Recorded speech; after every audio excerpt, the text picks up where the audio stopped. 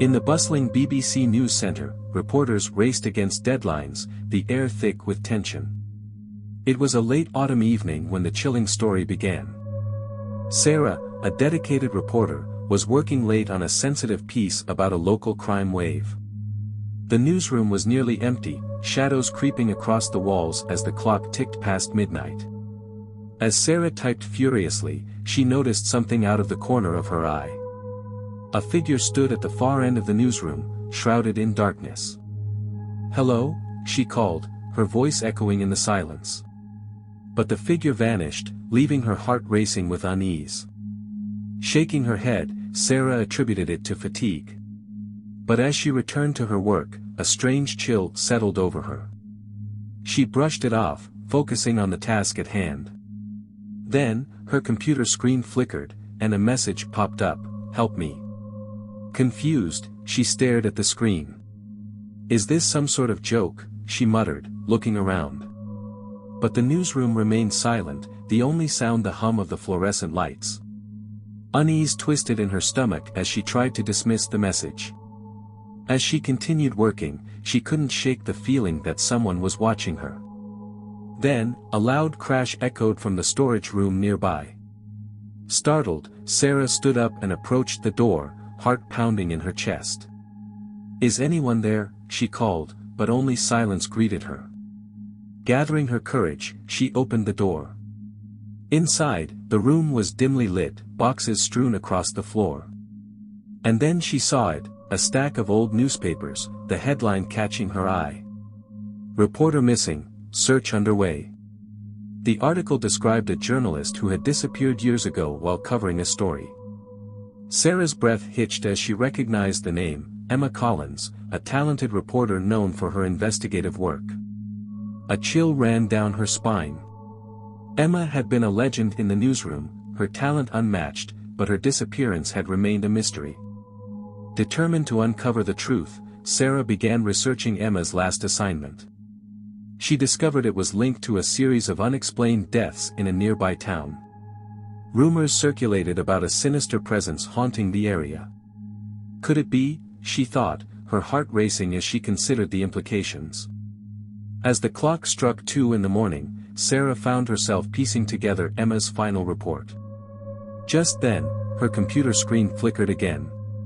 A video file appeared, labeled Emma's last words. With trembling hands, she clicked on it, the screen flickering to life. The video showed Emma, her face pale and haunted. "Help me," she pleaded, her eyes wide with fear. "I'm trapped, in the shadows. They won't let me leave." The screen suddenly went dark, leaving Sarah in a silence that felt suffocating. Terrified, she realized that Emma's spirit was still trapped in the newsroom. In that moment, Sarah knew she had to confront the truth behind Emma's disappearance. She couldn't let another life be lost to the shadows. Gathering her courage, she returned to the storage room. "Emma, I'm here to help you," she whispered into the darkness. "Tell me what I need to know." The air grew heavy, and Sarah felt a cold breeze sweep through the room. The lights flickered, and suddenly she was surrounded by an eerie whispering. "Find the truth, before it's too late," Emma's voice echoed around her. Fear coursed through Sarah, but she stood firm. Determined to solve the mystery, Sarah spent days digging deeper into the story. Her relentless pursuit unearthed a web of corruption, hidden agendas, and powerful figures. And as she connected the dots, the truth emerged, a cover-up that reached the highest levels. But it came at a cost. One evening, as she prepared to break the story, she felt a chill wash over her. The newsroom lights flickered ominously, and she could hear Emma's voice calling to her. "Don't publish it," the whispers warned. "Run while you can." Panic set in, but Sarah knew she couldn't back down. She had to honor Emma's memory, to bring the truth to light. With trembling hands, she hit send on the article, feeling a wave of relief mixed with dread. The next moment, everything went dark. When Sarah awoke, she found herself in the storage room. The newspapers were scattered around her, the eerie whispers fading. As she stood up, she realized the article had been published, and the story had gone viral. But something felt off. Days later, as she prepared for the backlash, she found an email waiting for her. It was from an anonymous sender, containing a video link. Curious, she clicked it, and her heart dropped. The video showed a group of shadowy figures, their faces obscured, discussing her article. "You've awakened something," one of them warned. "Now it's coming for you."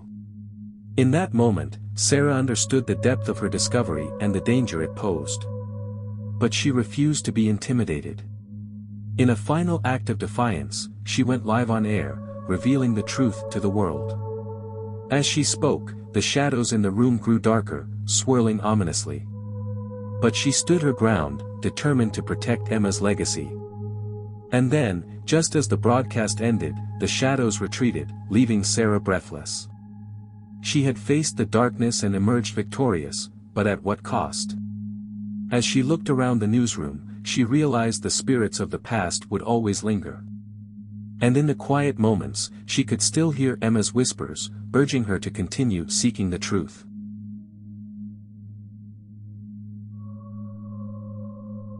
It was a typical Friday night at the BBC News Centre, with staff preparing for the weekend broadcast. The newsroom buzzed with activity, laughter echoing through the halls. But beneath the surface, an unsettling tension loomed. Emily, a junior producer, sensed it the moment she stepped inside. As the clock approached midnight, the atmosphere shifted. The newsroom emptied, leaving only a few dedicated souls behind. Emily stayed late to finalize a story about a local legend, a tale of restless spirits that haunted an abandoned theater. But as she worked, the lights began to flicker ominously. "Is anyone else here?" she called, glancing around the dimly lit room. Her voice echoed back, amplifying her unease. Just then, her phone buzzed with a notification. It was a message from an unknown number: "They're coming for you." Chills ran down her spine, but she dismissed it as a prank. Determined to finish her work, she buried herself in the story. However, the air grew colder, and a feeling of dread washed over her. Suddenly, the doors to the newsroom slammed shut, plunging her into darkness. Heart racing, Emily scrambled to find her phone. But the screen was blank, and panic set in. She could hear whispers surrounding her, faint but persistent. "Help us, help us." Emily's breath quickened as she felt an icy hand brush against her shoulder. "Who's there?" she shouted, but no one answered. The whispers grew louder, a cacophony of desperate voices. "Help us escape." In that moment, she remembered the local legend she had been researching. The theater had a dark history. Decades ago, a tragic accident claimed the lives of a performance troupe. Their spirits had remained trapped, unable to move on. Realizing she was in the same predicament, Emily felt a surge of determination. "I'll help you," she whispered into the darkness. The whispers fell silent, as if waiting for her next move. "Tell me what I need to do." Suddenly, the lights flickered back on, illuminating the room. In front of her stood a figure, a woman in a vintage dress, her face a mask of sorrow. "Free us," the woman begged, her voice a haunting melody. Emily nodded, feeling an unexplainable connection. Determined to uncover the truth, she began searching for clues. The whispers returned, guiding her to the archives. As she sifted through old newspapers and reports, she uncovered the tragic story of the troupe. Their final performance had been marred by disaster, their dreams snuffed out too soon. But Emily knew the key lay in their final act, a forgotten play with a hidden message. With renewed purpose, Emily dug deeper, piecing together the fragments of their story. As she worked, the atmosphere in the newsroom shifted once more. The temperature dropped, and shadows danced along the walls. But Emily pressed on, driven by the spirit's desperate pleas. When she finally completed her research, she prepared a special segment for the morning broadcast. "Tonight, we honor the lost souls of the theater," she declared, her voice steady. The whispers faded into silence, replaced by a calm energy that enveloped her. As the broadcast went live, Emily felt the spirits surrounding her, their presence comforting. In her heart, she knew she had honored their memory, giving them a voice in the world once more. And as the final credits rolled, a soft breeze swept through the newsroom, carrying with it the whispers of gratitude. "Thank you, thank you." Emily smiled, her heart filled with warmth as she realized the power of storytelling.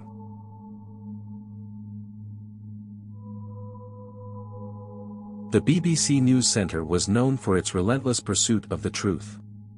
But sometimes, the truth came with a price. Mark, a seasoned journalist, had spent years covering war zones and uncovering corruption. But nothing prepared him for the haunting experience that lay ahead. It all began when Mark stumbled upon an unfinished story hidden in the archives. The article detailed a series of mysterious deaths linked to a well-known politician. Intrigued, Mark decided to investigate further, drawn by the promise of exposing corruption. But as he dug deeper, strange occurrences began to unfold. Late nights in the newsroom turned eerie. The lights flickered, casting ominous shadows on the walls. And sometimes, when he was alone, he could hear faint whispers, warning him to stop. But Mark was undeterred, he believed he was on the brink of something big. As he continued his research, he uncovered a chilling connection. Each victim had reported a strange figure following them before their deaths. Mark's heart raced as he pieced together the clues, realizing he was treading on dangerous ground.